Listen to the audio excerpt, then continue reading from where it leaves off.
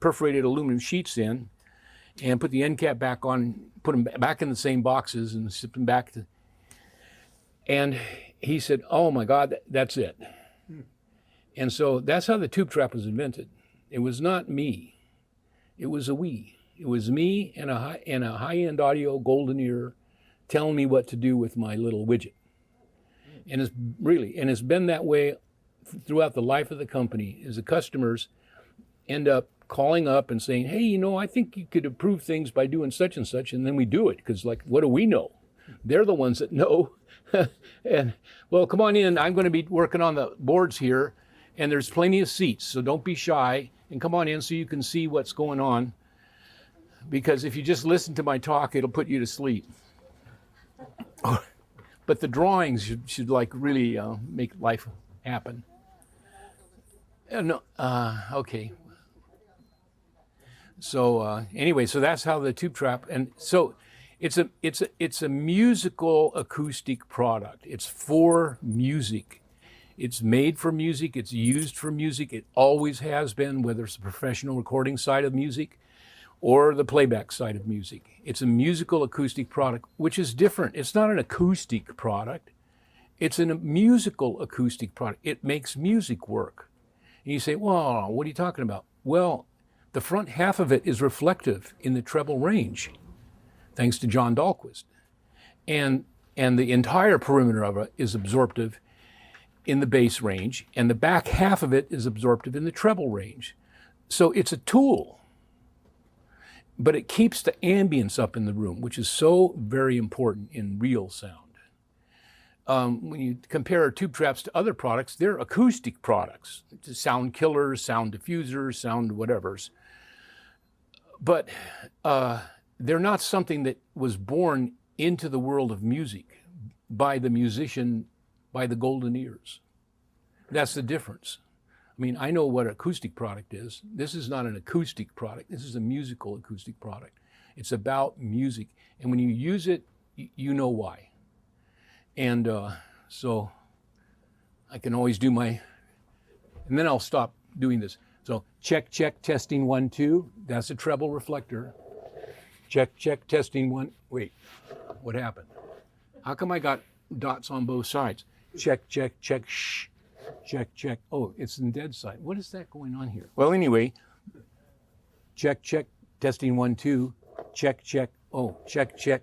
Oh, this is a custom special product. Shall I tell you the story? Yes. Okay, I'll probably never get to my lecture. Okay, long ago, when we used to go to audio parties and stay up all night, do no alcohol, no drugs, because we wanted our senses like happening. And we would do this pretty regularly with our friends, me too. And one time, come on, and there's chairs in here, just come on and sit down. Don't worry about it. And so one time somebody said, well, why don't you move that center trap forward? Here you go. Little center trap forward a little bit. So the center trap is between the speakers in good rooms. There's always a cylinder in the middle between the two speakers on the front wall with the reflector forward. And so we pulled the reflector forward for some reason. The guy in the chair goes, oh, what was that? I said, what? He said, the center stage, the center image just moved forward. I said, what? So, if a little's good, more is better. So we scooch it forward a little bit more, and it's turning into an acoustic zoom lens. And so finally we're bringing it forward, and we get it up parallel to the speakers, and Tina Turner's singing, okay, rest her soul. And she's singing that song, Acid Queen, okay? I mean, what else would you be listening to? And I was there listening, and they kept scooting this thing forward until it was almost in the middle of the room now, and I'm sitting there by the wall. And so there's just enough sound that's grazing because the front of it's reflective. So a little sound is grazing and a little sound is grazing. If they moved it any further forward, it would start to darken because they're just hitting the back side of the tube and the reflectors on the other side of the tube. So that was before it completely disappeared. And her voice, we had it up a little bit, okay, I have to admit, but her voice was this big. I mean, I was the microphone and she's screaming in my face. I couldn't even take it. I'd screamed and got out of the chair. You had to be there, okay? You cannot judge until you experience that. And so, at any rate, the next guy goes in and we scooch it up and he screams and gets out. And then, you know, I mean, we just did it over and over again. But that was the first experience, stumbled into it, of a telescopic acoustic zoom lens for stereo. And so this crazy trap, it's got a reflector on this side and a reflector on this side so that you can slide it forward as far as you want, right? It doesn't darken because the reflectors are on either side of it. And I didn't realize that's what was there. But anyway, so you have check, testing 1, 2, check, testing 1, 2. That's the really hot reflective side. Anyway, then it gets dark on the back is what it's supposed to do. And so because the bass is absorbed, treble is reflected, and treble is absorbed on the opposite side. So because of that adjustment, you can just dial things in really well. Well, I do have a mic, and they can turn it up. And okay, I have to start because otherwise we'll never get there. So I'm trying to figure out maybe I can just go this way a little bit, huh? Okay, I'll work on that. But first, let's work on the first thing that we all know and love. Whether it's worth a while or not remains to be seen. But it's like the opening act in room acoustics. And what it is, what do you think that is? Yeah, dB per frequency. And it's generated off of usually maybe in the old days, but a slow sine sweep. And then you have a chart recorder and you measure how loud it is at different frequencies. And there's other ways to do it and modern ways to do it, but that was the old way. Okay, so so when we're playing music, you know, various aspects of the music is all twinkling and flipping around along that line. And there's something else going on at the same time. And we know it's there. We can't quite hear it, but we worry about it sometimes. And what it is this. And that's called the running reverb. So below the direct signal, which is this, is some number of dB down, is a reverb. So music is playing here and it's generating reverberant noise in the background. And so what you think you're listening to this, but no, you're listening to this in the background of that. And so that's why I said this curve is kind of almost a joke, because it's misleading all of us because it's really two curves, the direct signal and the reverb, which is the noise floor, the self-generated noise floor in the room. And that self-generated noise floor is the one that messes with us all the time. And so that's what this talk is about, is how do we discover this, really? And then how do we relate this to this? Okay, when CDs showed up, CDs were great in one way. I mean, I love a record. Don't get me wrong. I do. More than a CD. But with CDs, you had remote control. You could hit play, you can go forward, you can flip channels or tracks, and you can also hit pause. So you could be listening to music and and all of a sudden you hit pause and the direct signal goes away, and for an instant you can hear the noise floor. And then what does the noise floor do? It dies down in time, right? And it dies down pretty quickly, and so it's hard to actually hear it. So let me draw this thing a different way. And let's talk about the moment we hit play, pause. So here's dB again, talk about loudness, and then we're going to skip the frequency thing and we're just going to look at time. So here we are playing some music, blah, blah, blah, and all of a sudden we hit pause, and the direct signal drops like a rock because it's shut off. And we hit a decay like that. And that decay, where that decay came from is that was the noise floor that was underneath that signal. And when we turned the speaker off, we got to listen to the decay of the noise floor. And so we'd always practice hitting pause at different moments in a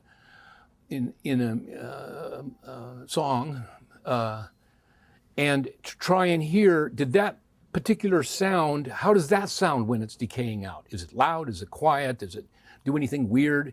Do I recognize it as something that's bothering me?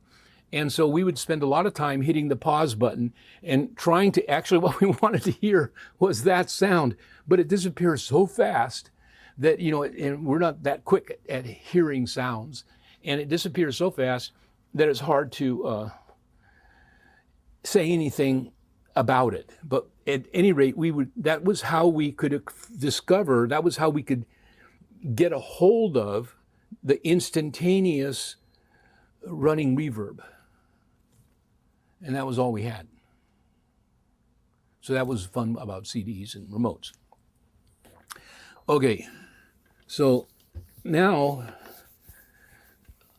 let's talk about running reverb. Okay, so reverb is reverb. Okay, so here's a time. We're going to stick with time for a while in dB.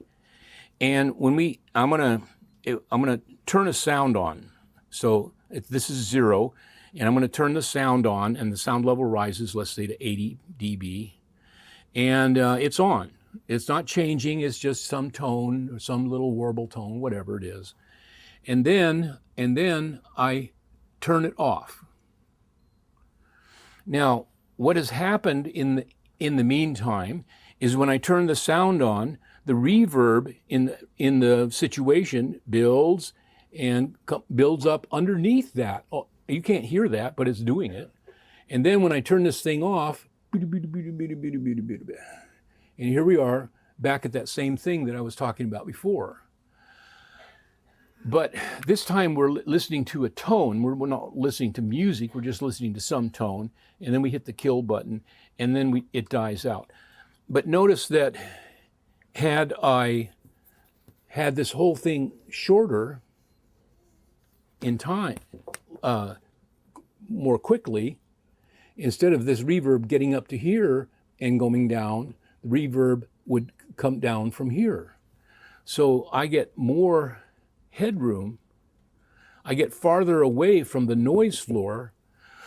If it's a slowly rising noise floor, I get farther away from it. My listening level is farther away from the reverb noise floor if I have a short burst of sound compared to a long burst of sound. Because a long burst of sound lets that reverb build to its full level.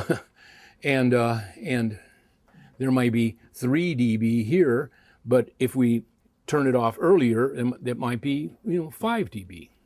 And so you say, well, what's the point of that? And I said, I don't really know either. But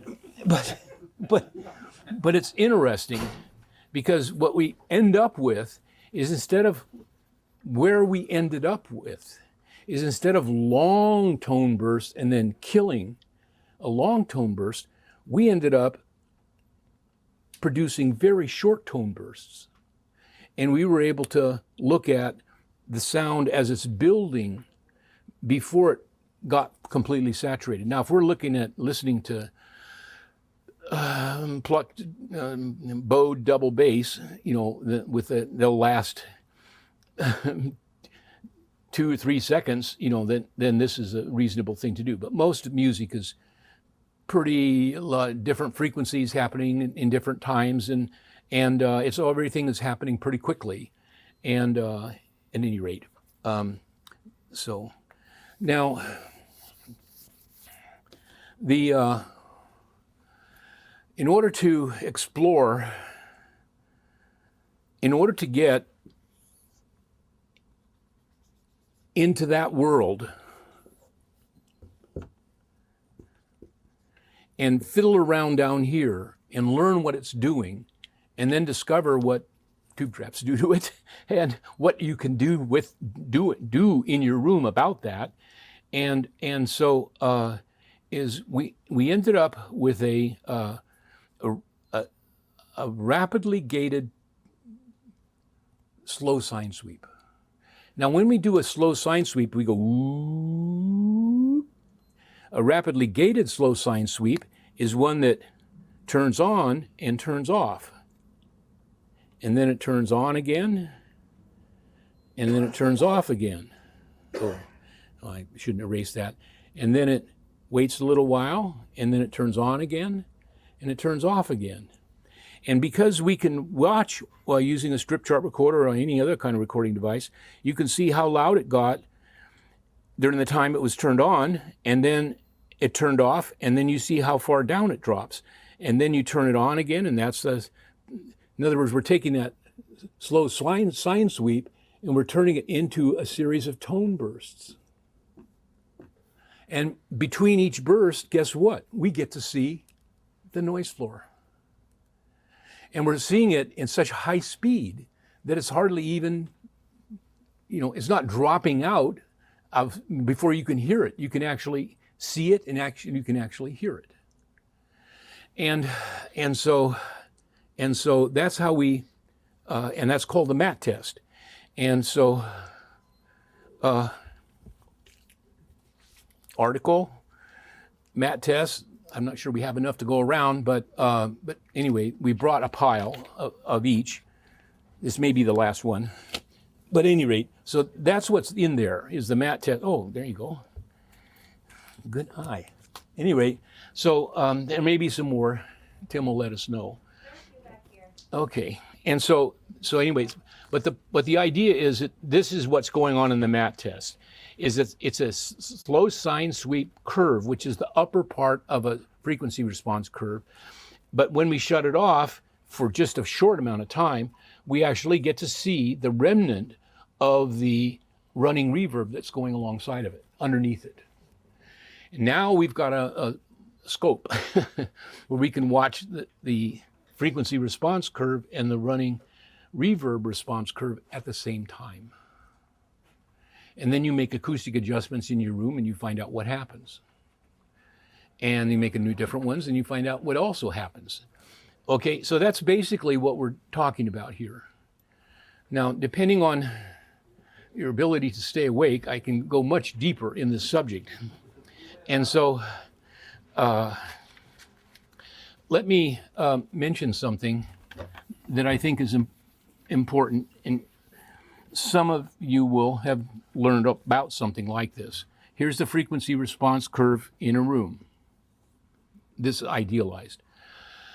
There's a thing called the Schrödinger frequency, and it's about in here, Fs.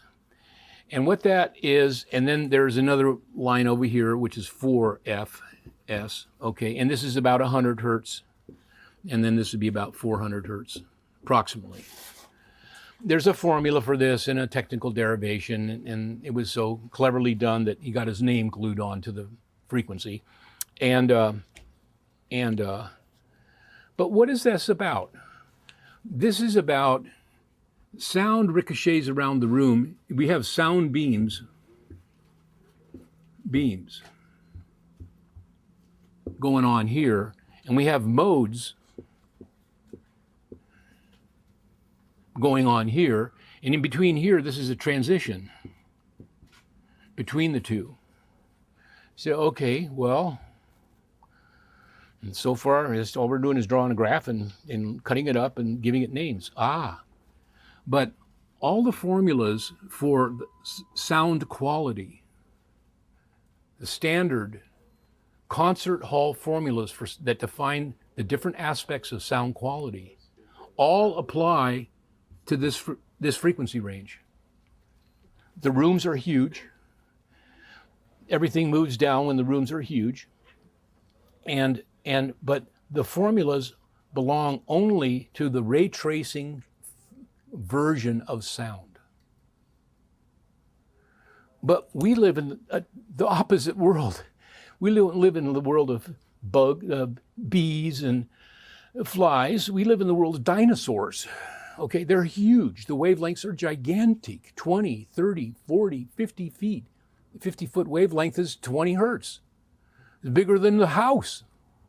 Okay, and we're listening to it. Our subwoofer's hammering it out. So, but we're living in a world, remember I said bass goes through the door and then spreads out? Treble doesn't. It goes through the door, hits the wall, ricochets a few times, or many times, but it's ricocheting. Bass doesn't bother with ricochet. Hell, it just spreads out.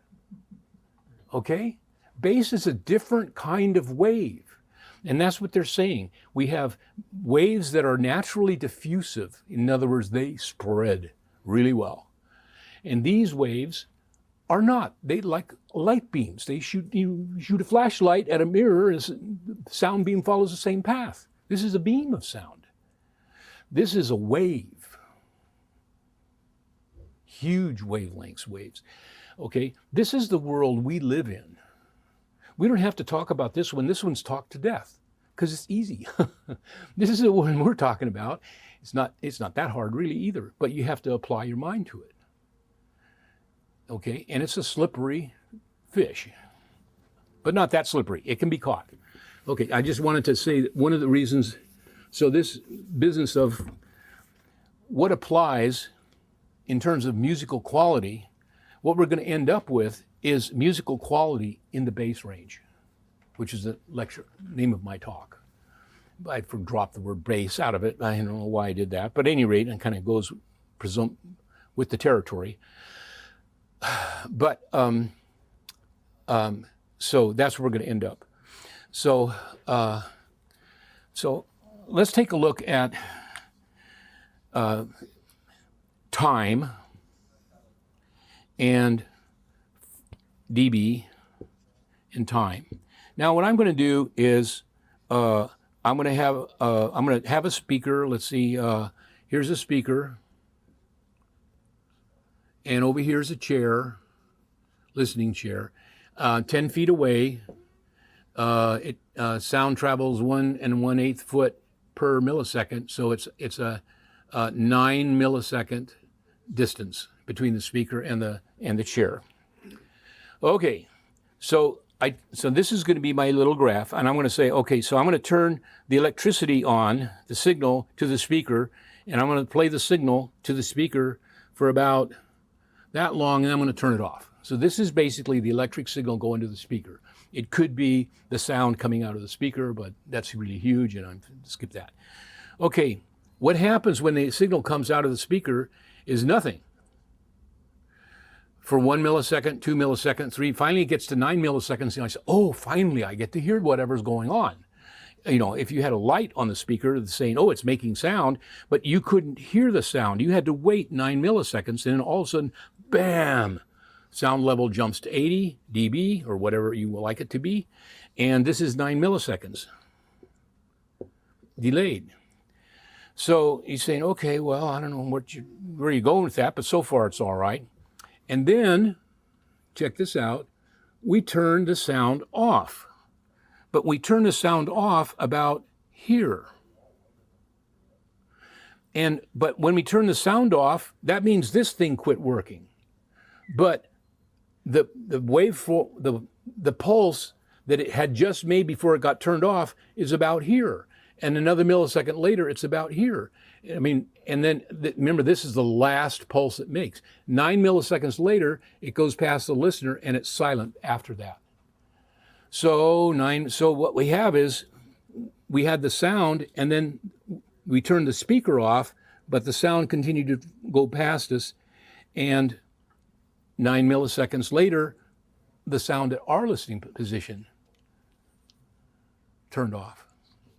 Well, okay, that's not like rocket science, okay? I mean, we can all track that. So then what? Well, okay, what happens if I have a reflection? The sound goes up, hits the sidewall, sorry to do this, and it goes over here. This might be a 15 millisecond path. This is a 9 millisecond path. The sound that hit the sidewall, it doesn't arrive when this is the speaker sound arrived here. The sound that hit the sidewall is going to arrive, I've scrunched this up, about here. All of a sudden, I'm going to start hearing the sound that hit the sidewall. It's a little quieter than the sound that hit me direct because it traveled a farther distance. We can calculate that out, no need. And then we turn the speaker off, and then what we hear, the speaker doesn't continue to play, but the wave continues to come out of the speaker, and it turns off, and guess what happens? The sidewall reflection punches out, and now that's what I hear. So I heard this signal, and then that signal. Whoa. That wasn't the clean little tone burst that I heard in my headphones. Oh, the plot thickens. There's a reason that we headphones sound so perfect, and they are, kind of, and especially in the time domain. And in rooms don't sound that perfect in the time domain. Things get very squirrely when the sound is supposed to turn off, and it doesn't turn off. That's an aspect of sound quality. Did the sound turn off when it was supposed to? No, there was an overhang of some sort. And that was just one wall. You want me to do the other wall? And then the ceiling? And then the floor? I mean, how many walls do we want to count in here? This thing goes on and on and on and on and on. And so the sound burst, and then another wall comes in, and another wall comes in, and finally the ceiling, and then finally the floor, whatever, I don't know. And it's supposed to turn off, and instead it acts like there's some sort of decay going on. But there's no decay. There's no stored energy. It's just one reflection after another petering out. But it acts like a decay. You think it's a decay. Your brain isn't working that fast. Your ear brain doesn't work that fast. It's like charging a battery. It takes time. Okay, so I wanted to describe this this is a reflective form of distorting the signal, and the signal was really a short tone burst. And so this is an area, so this means it doesn't turn off. And so you're waiting for it. Now it turns on nice, and then it goes, ba, ba. You know, it's not what you bought and paid for criminy sakes. The speaker's doing a great job. The room's messed up. You think that's all? No, that's not all. It's worse than that. Okay. The speaker played a tone. The reflection is a time-delayed, lower volume, same tone. When you take two tones and blend them together and the exact same frequency, and they're offset in time, what do you get? Comb filtering. Comb filtering. Phase add, phase cancel. Every time. It might add, it might cancel. You don't know exact. At some frequency, it's perfect cancel. Well, close as you can get. At another frequency, half the frequency, it's add. So let me show you what cancel looks like. We had a 5 millisecond time delay. That turns out to be around 110 hertz. Phase cancel. So I could calculate it, but the clock's ticking.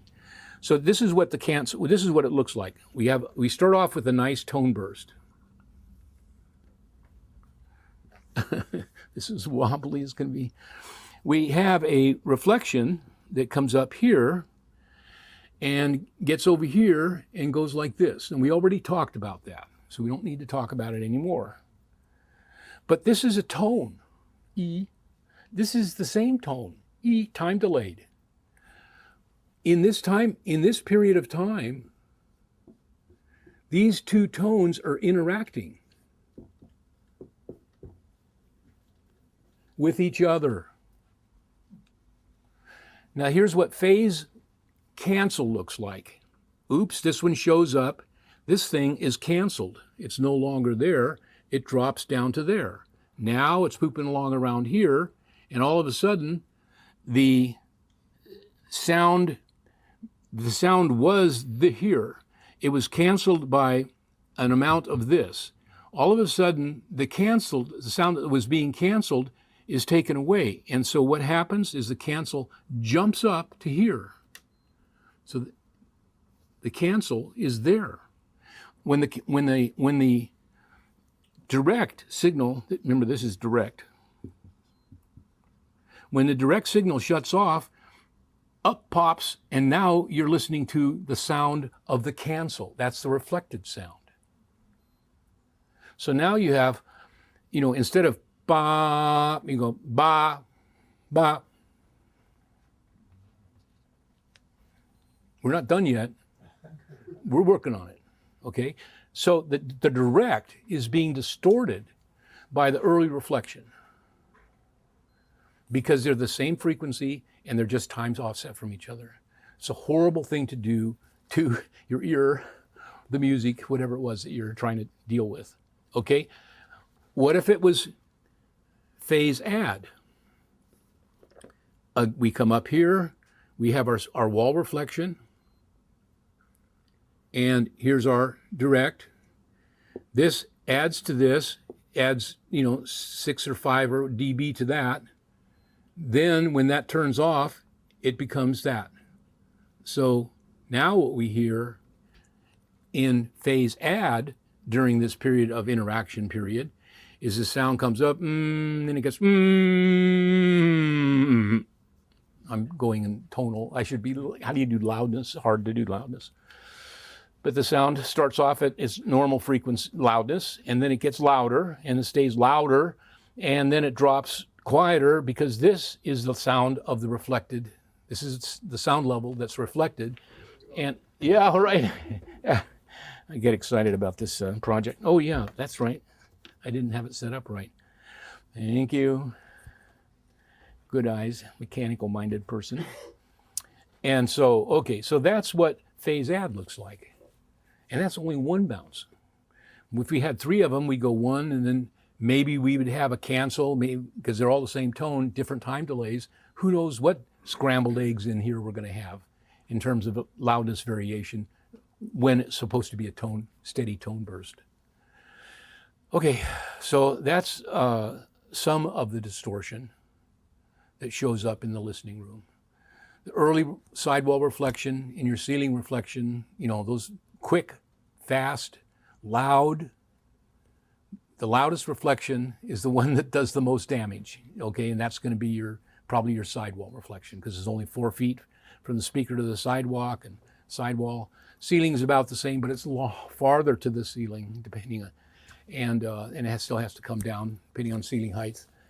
But at any rate, so we're getting a lot of this up and down, phase add, phase cancel, and it's like, you can work it out for any given situation and really draw exactly what that waveform got turned into, okay?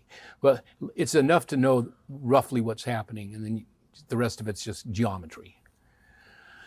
Okay, so this is real important. We'll come back to it, but we're going to just close this chapter for a little while. It'll get added in at the end, don't worry about it. Well, we were talking about reverb, and running reverb is, you say like, well, where's the reverberation? Is it the whole room? Let me give you a sense of time scale. When we're doing this, in order to make it work, we're running this gated tone burst at a rate of 8 tones a second. That's as fast as you can roll your R's. Okay, that's 8 bursts per second. That's fast snare drum. That's Flight of the Bumblebee in the high-speed passages. It's, you know, triple speed yodeling. Okay, it's very fast, as fast as a human can go. This is still human-made sounds. These are not machine-made out of a computer. This is human-made. When I found out about this thing I'm going to say, it astonished me. But I was researching this topic, and it's amazing to think. Worldwide average of speech, which includes, you know, high-speed Chinese speech and low-speed Japanese or USA Indian speech, you know, I mean, average rate of sonic events per second in speech. The average rates of sonic events per second in music, man-made music, not machine-made, man-made speech, man-made music, it's 8 sonic events, separate sonic events per second. Speech and music. And that's where we are. This tone burst rate is 8 tone bursts per second. What does 8 tone bursts per second look like? Silence. A tone burst, it lasts a 16th of a second, and then it shuts off, and then there's silence, and it lasts a 16th of a second. Oops, silence for a 16th of a second, and so on. This is the same as quarter notes played at, this is the same signal as staccato quarter notes played at 120 beats per minute, which is quarter notes 120 beats a minute is how people dance, move, and this is the staccato of staccato is a instead of a tone lasting a quarter of an eighth of a second, it only lasts, the first half of it is a tone and the second half is silent. That's what staccato means.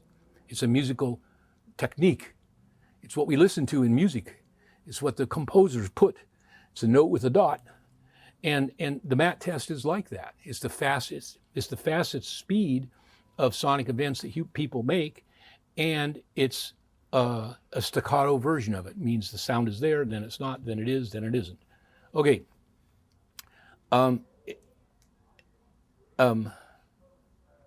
So that's a diversion. I'm not a diversion, but a little background of kind of like the speed of what we're doing, of how this is operating. That's basically approximately, I know it's not exact, but it's about, I like to see it as 60 milliseconds tone burst and 60 milliseconds silence. 60 milliseconds, 60 thousandths of a second. Sonic event separated, 60 thousandths separated. That's really fast, okay? You can hear it. Your ear is that fast. You can hear it. Okay. So now let's go away. But now that we got a sense of like perspective on the time scale, let's look at reverberance. Whatever, here's the signal. It lasts a 16th of a second. We're talking about a reverb condition that happens within a 16th of a second.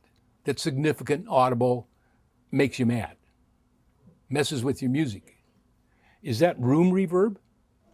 Room reverb takes, how long is it, what's the RT60 of a room? A second, half a second, 1.25 seconds? We're in the bass, don't forget. How long does it take? If you try and make, when you apply sound to a reverberant environment, the sound builds, and then when you turn it off, it decays. And the build is the same rate as the decay. They're the same. It takes as much time to get to this level from here to here as it takes from here to here. So RT60 is about 60 dB. If this is 80 and this is 20, this is RT60 takes this long, and RT60 takes this long. It takes the same amount of time to build. So if we're okay, let's get really fast. Okay, this is half a second. That's a 500 millisecond to build the sound. 500 milliseconds to build. That's a half a second reverb time. Okay, it takes half a second to get to this level, half a second to die back out. Let's see, a half a second. Where are we in the half a second department? We're at around a tenth of that. So we're sitting out. Our slice of time that we're working with is 60 milliseconds, which is a little bit longer than 50 milliseconds, that's why I said it's 1/10 of the reverb time. So are we talking about what is room reverb going to do? Almost nothing. How could that be a problem? It's not a problem. Forget it. You have to remember, we're not talking about room reverb. We're talking about an animal that's so vicious and so fast, it flares up in your face before you can even think about it. This is not room reverb. This is a different kind of reverb. I call it head-in ringing. I don't know what his real name is, but that's my name for it. What is it? It's related to flutter echo. Flutter echo? I thought we were talking about bass. Oh yeah, well, we are, kinda. Okay, so let's leave this imprinted in your memory. Let's go back to a hi-fi room. It's always fun to go back to a place that's safe. We know where we are. Okay. And our chair at last, heaven. Okay. Direct. We know what that is now. Reflected. Crummy, but at least we know what it is. What are we talking about? Flutter echo, I gave you a clue. Where's flutter echo in this picture? There's only one place for it. Right there. Bam, bam, bam, bam, bam. And what do you think's going bam, bam, bam, bam, bam? I mean, if I went up there and clapped, that would do that. But I'm not doing that. This is bass. So it has to be bass goes in equal directions from the speaker, same level in all different directions from the speaker. What is flutter echo is, the sound that hits this wall bounces back and hits this wall and bounces back and hits this wall and bounces back. And after a couple of 3 bounces coming from 2 different speakers, you've got almost instantaneous reverb. And it's in front of this room. It's not in the back of the room, which is where you think the reverb might be in a concert hall. It's in the front of the room, in front of your face, between the speakers, in the plane of the speakers. You know that, and I know that, because that's how sound goes. But you have to like realize it. And once you realize it, then you can get your hands on it and do something with it. But until you accept the reality of it, that this is the instantaneous buildup of reverberation that can fill a 60 millisecond tone burst, boom. What do you think that is? That's not room reverb. This is head-end ringing, or whatever you want to call it. It's a flutter echo of the bass range in the plane of the speakers. And it can be side to side, it can be vertical, it can be corner to corner. Any way the sound can get there and come back, folding back on itself multiple times. So, that's what's messing with our little tone burst. So we have the direct, which is what we wanted to listen to. Then we have the reflected, which distorts it, phase, add, comb filtering. And then we've got this monster out of control in the front of the room. Let me just stop for 1 second. This is not a sales pitch, but it's a fact. You cannot imagine how many times I've been told, 35 years of doing this. The company was founded on 2 dinky little traps in the, we got a few minutes to go, 2 in the front corners of the room. How many times have I heard, well, I don't know what to do. I said, put the traps in the front corner of the room, call me later. Okay, it's like a doctor saying, oh, take 2 aspirin, call me in the morning. We'll see if we have a problem. Because it might just go away. 2 aspirin, see you in the morning. Call me in the morning, let me know. I never hear back. The products don't come back, no one complains. He's happy as a clam. Whatever that is, or means. He's happy. What are these doing? They have to be doing something important for someone to say, I'm done, and I'm not mad, I'm happy. No, I don't want any more. Don't touch my traps. Don't even turn them. Don't move them. What are they doing? We're taking this away, chewing on it, right?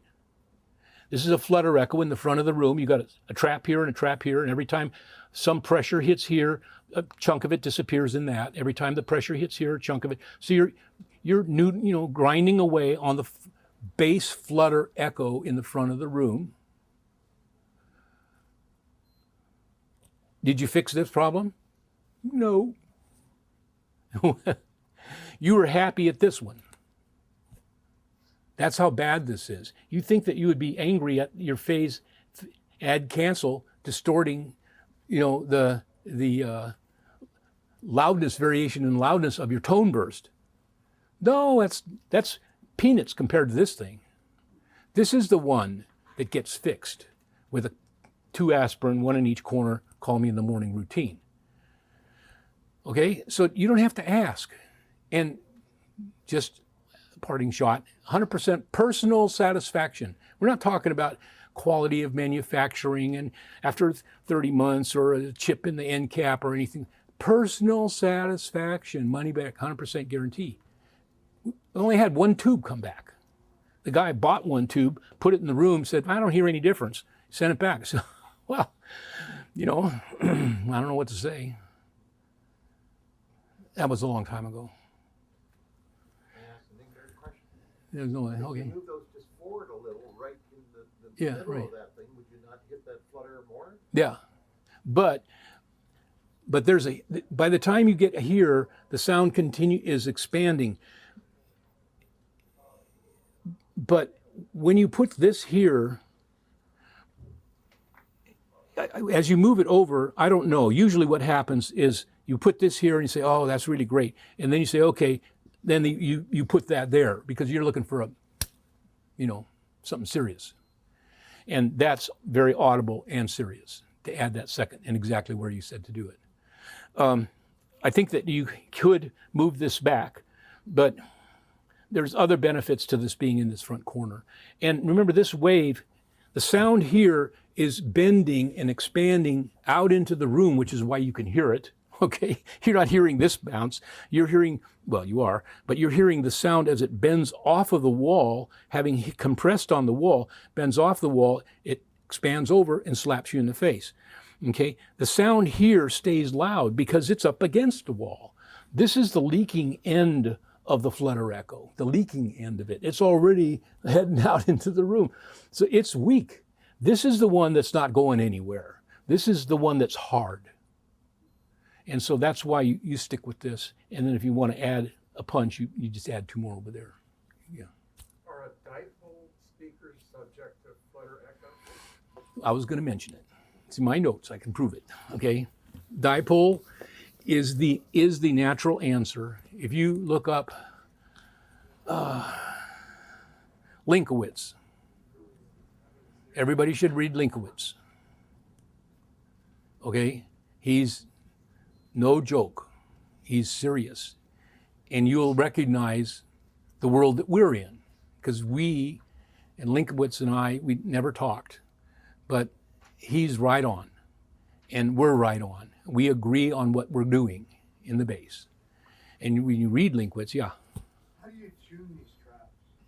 You don't tune them. They're, all of the traps, frequency response curve, every trap is that.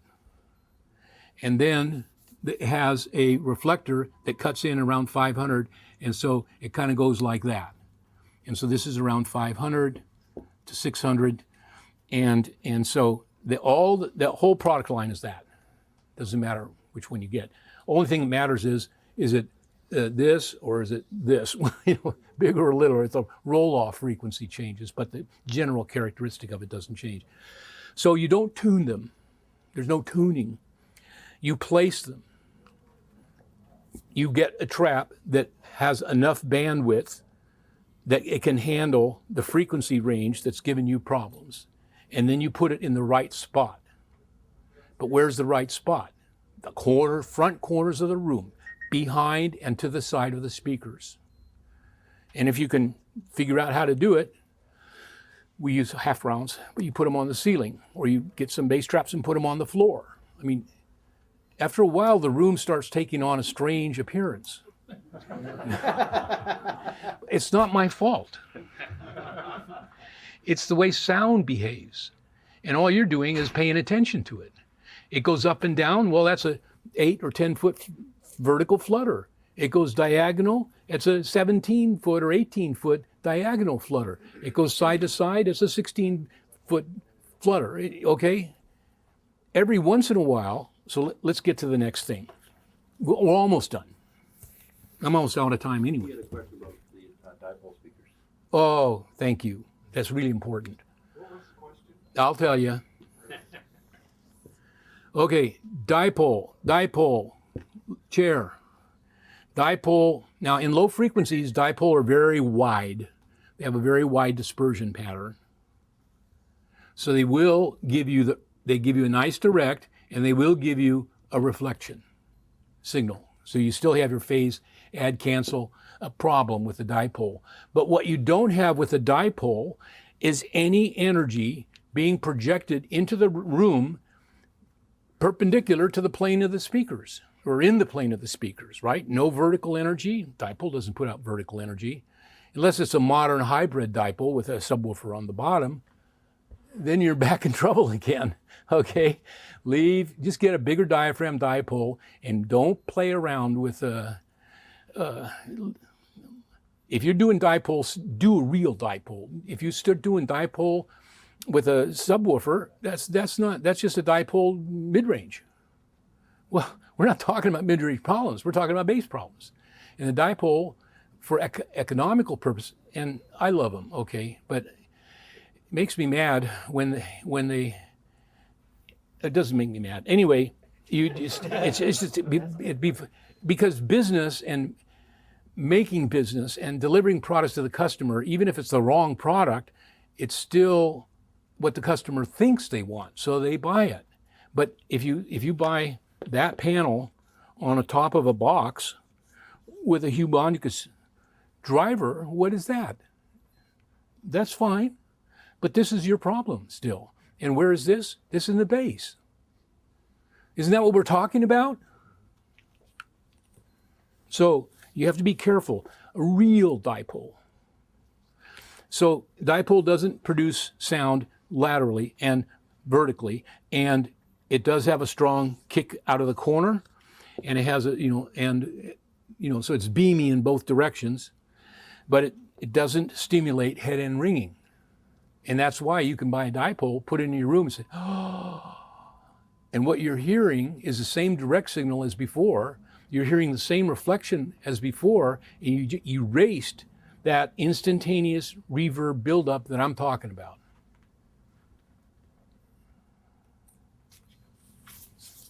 And I'm not in the dipole business. Okay, but some people like the dipole. I like the dipole. I've got a pair. But they don't go well, I am talking about omnidirectional. A bass speaker is omni. It's omni. Okay, so but probably getting close to being out of time. Let's just finish the cake so you can see how awful it is. Yeah, right. Okay, so but now we know okay, one more thing. A speaker, I forgot this, chair. Not only do we have chaos, we also have, heaven only knows, standing waves. Every once in a while, These two speakers will cooperate with the multiply reflective pattern. And now, as if chaos, flutter bass, which is any frequency, at a certain frequency, it becomes a standing wave. And now you've got this instantaneous, very fast, very loud standing wave powered by your speakers up in the front of the room. And you're wondering, what? Just freight train rolling through the front of the room. Do we have enough problems? That's with a tone burst. And you're saying, how can all this happen to me? Yeah, right. That's what's happening to you. And it's not your fault, and it's not anybody's fault. It's just what rectangular rooms and spherical wavefronts do to each other. So, okay, so here we are. The tone burst, the elusive tone burst. If only we could have it. Oh no, we've got reverberation. And we know where that comes in. Then we've got, and then that dies out. And then we've got a shelf, a series of wall reflections. And then we have, I don't even know how to do standing waves. And then each of these feed back into here, and there's some monkey business here that distorts this thing. And then there's standing waves in here, and I don't even know how to, I'll draw it like that as if it's meaningful, but I'm just saying that we have noise, essentially thunder, chaotic reflections back and forth of any frequency, and then at certain frequencies it goes into a standing wave pattern. Okay, and so what do? Well, yeah, right. Forget hi-fi. No, hi-fi does so much. Even despite all of this, it's fantastic. Okay, despite this torture, you can still see enough of the real signal to love it. You just want a little relief, okay? And so from our version of the world, you put tube traps there. And you start with 2, and it's like, oh, add a couple more, oh. Every time you do it, it's better. And don't forget, this one is dealing with this. So this is an important one.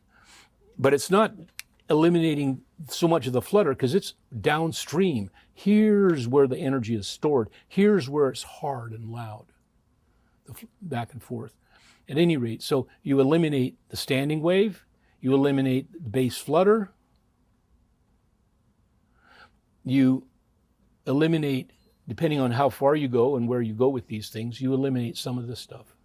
And you end up with a fairly flat, clean, good signal to noise ratio, and fairly responsible tone burst. And that's what the story is. And it's been that same story since the beginning. Doing the same thing for 35 years. You'd think somebody would have caught on by now.